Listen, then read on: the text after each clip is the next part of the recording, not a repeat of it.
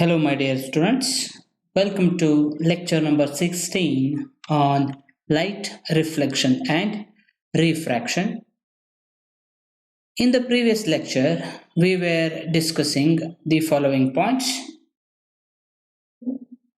We defined actually the spherical lens, the types of lenses, along with some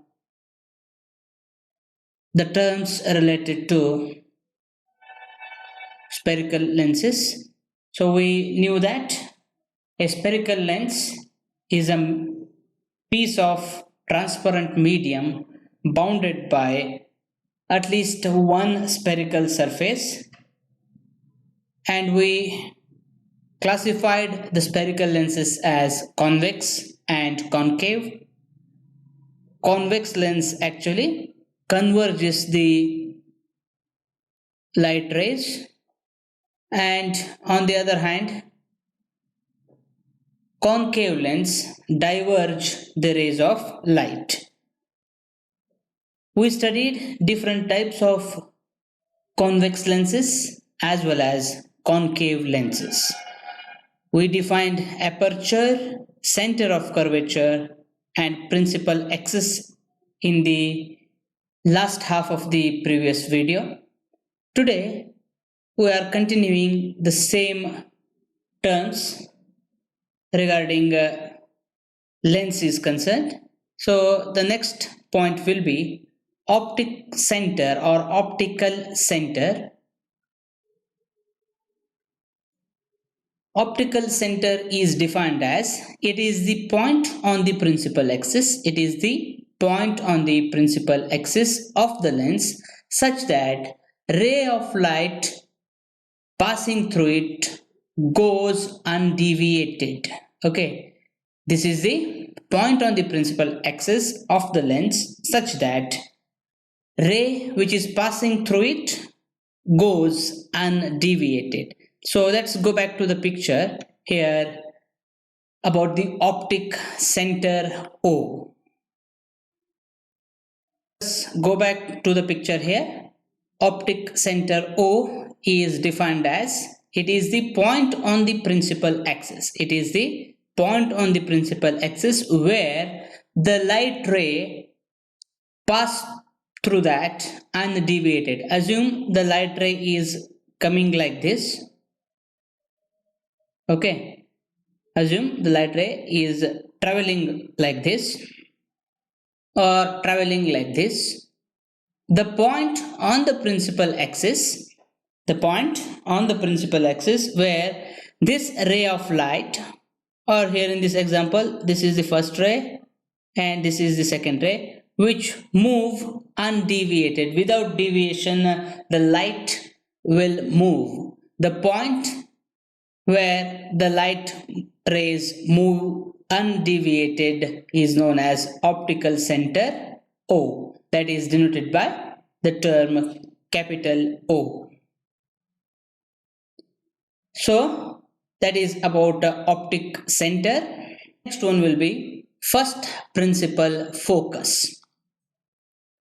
The point on the principal axis, again the first principal focus is the point on the principal axis of the lens so that the rays of light starting from this point after passing through the lens become parallel or appear to travel parallel to the principal axis. That is known as a first principal focus. That is first principal focus. Okay, so this is the definition of first principal focus. Let us see how first principal focus is located in this diagram. So we defined the principal focus, first principal focus, as it is the point where the rays of light appear to go parallel after refraction. So this is the point actually on the principal axis. If the rays of light like this, after the refraction it will move like this. Okay, the point on the principal axis such that the rays of light which are passing through this point appear to move parallel after the refraction. So that is known as first principal focus F1. It is denoted by F1. Okay. The light rays after passing through the lens, they are moving parallel to the principal axis. So that point is taken as principal focus 1, that is first principal focus. So the point on the principal axis where the rays of light after passing through the lens, it appears to move parallel to the principal axis. That point is known as first principal focus. Next one, that is second principal focus. This is exactly opposite to that. So what it say, the point on the principal axis yet again of the lens where the beam of light parallel to the principal axis meet or appear to meet after passing through the lens. Okay, the point on the principal axis yet again, it is the point on the principal axis of the lens where the beam of light parallel to the principal axis meets and appears to meet after passing through the lens. In case of concave, we use this word appears to meet. So I will come back to that point later. I am defining only with respect to convex lens here because I am having only the diagram of convex lens here. Okay. So what it say, exactly opposite to that. The second principal focus is the point on the principal axis where the parallel beam of light appears to meet. In this case, convex lens is there. Therefore, the light ray which is parallel to the principal axis, or we said that beam, you can give so many or group of rays here. So what happens after the process of refraction in the lens, it will move from a point on the principal axis that is nothing but principal focus F2. So this is the second point, second ray of light, third ray of light, similarly so on, is nothing but principal focus, second principal focus F2. So after the beam of light passing through the lens, they appear to meet at this point on the principal axis named as F2, the second principal focus. So F1 is the first principal focus and F2 is the second principal focus. I hope you got these things right. And next one will be focal length of the lens. The distance between the optic center O and principal focus, one of the principal focus, you can take either first or second, no problem. The distance between those two is known to be as focal length of the lens. Okay, so the distance between optical center and principal focus, either first or second, is known as focal length. F, it is denoted by a small letter F. So let us go back to the picture. So you can say that the distance between optic center and f1 or f2, that is nothing but focal length, small letter f, the distance between optic center and one of the principal focus. Okay, I hope you got all these terms, and these things are very much essential in understanding the future part which we are learning in this part of the lesson. Let us go for the next aspect, that is rules for image formation in lenses.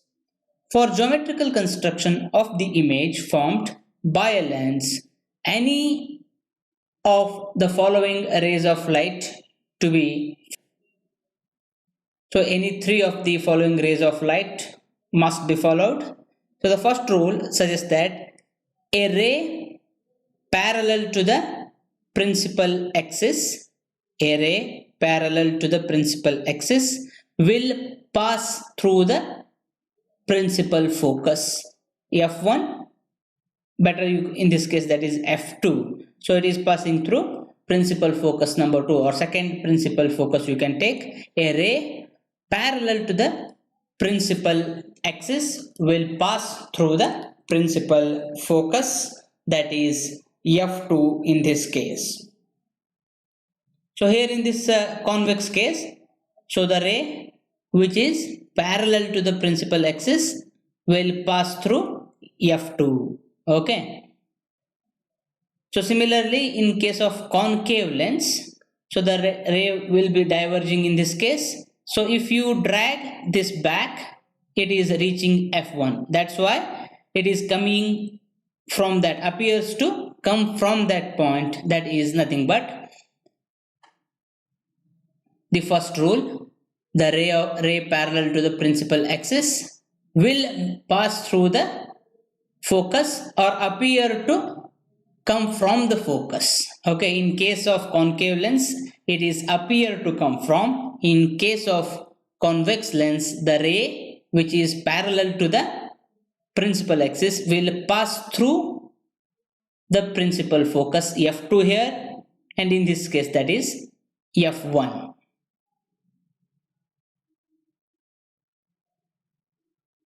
Next one, that is a ray passing through the focus, a ray passing through the focus means principal focus will become parallel to the principal axis. The ray which is passing through the principal focus will become parallel to the principal axis. This is exactly opposite to the previous case. So the ray of light which is coming from f1 to the lens, again after that it move parallel to the principal axis. The ray of light which is falling on f1, after refraction through the lens, it will move parallel to the principal axis. This is in case of convex lens. In case of concave lens, the ray which is hitting to the surface which move parallel, if you drag this point out, it is appear to come from f2, but the ray again parallel after refraction. Okay,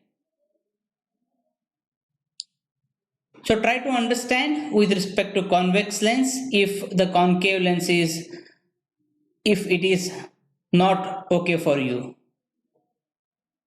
So this is the second rule, the ray passing through the focus will become parallel to the principal axis. This is the second one. Third rule suggests that ray passing through the optic center or optical center will emerge out without deviation, or will emerge without any deviation. Okay, and in the beginning I told that that point is taken as optic center, where the light ray will emerge without deviation. Okay, so if a ray of light which is passing through the optical center will emerge out without any deviation, it will not refract. In this case it will just pass through the optic center O. These rules should be followed in understanding the image formations of in spherical lenses, especially convex lens. I hope you got all these points discussed in this class. If you have any queries, please try to make use of yet again Google Classroom. By that, one can share your views privately or into the group, no problem at all. So I'm going to pause here at this point of time. In the next video, I'm going to begin with the next important part, that is image formation in lenses. Till then, take care of yourselves. Bye bye.